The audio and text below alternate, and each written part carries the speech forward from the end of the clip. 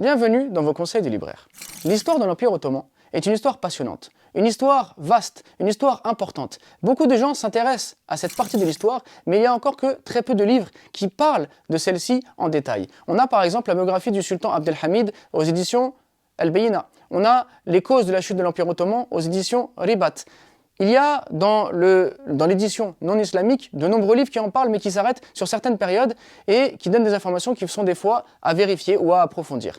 Le livre dont on va parler aujourd'hui, justement, va nous permettre de découvrir l'histoire de l'Empire ottoman par un ottoman lui-même, par un spécialiste de l'histoire, un historien de référence qui a écrit justement l'histoire de l'Empire ottoman. Cet homme n'est autre que l'historien Sadreddin Efendi.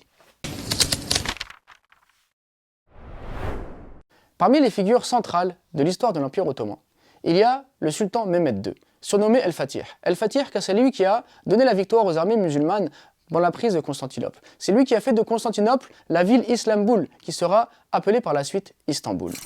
Notre historien va donc nous parler dans son livre tout d'abord de l'histoire de l'Empire ottoman, afin de comprendre comment celui-ci est né et comment est-ce qu'on fait pour arriver jusqu'à Mehmed II, donc qui est son père, quelle est l'histoire donc qui précède sa venue. Ensuite, on va découvrir son enfance, on va découvrir son éducation, on va découvrir son entrée en politique à l'âge de 13 ans, on va découvrir ses conquêtes, ses batailles et bien sûr la conquête de Constantinople en détail. On va découvrir également ses réformes et ce qu'il a apporté donc dans l'histoire de l'islam et dans l'histoire de l'Empire ottoman.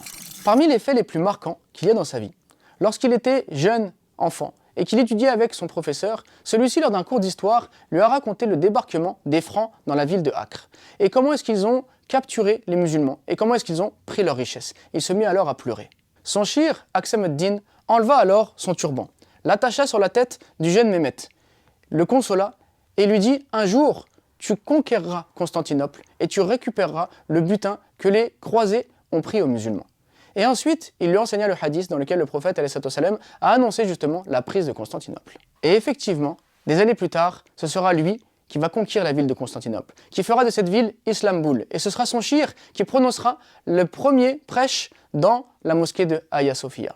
Découvrez le destin exceptionnel du sultan Fatih, qui a régné sur terre et sur mer et qui est connu pour sa conquête de Constantinople. Un livre extraordinaire, un livre qui nous plonge dans une partie de l'histoire qui est peu connue, mais qui est vraiment passionnante.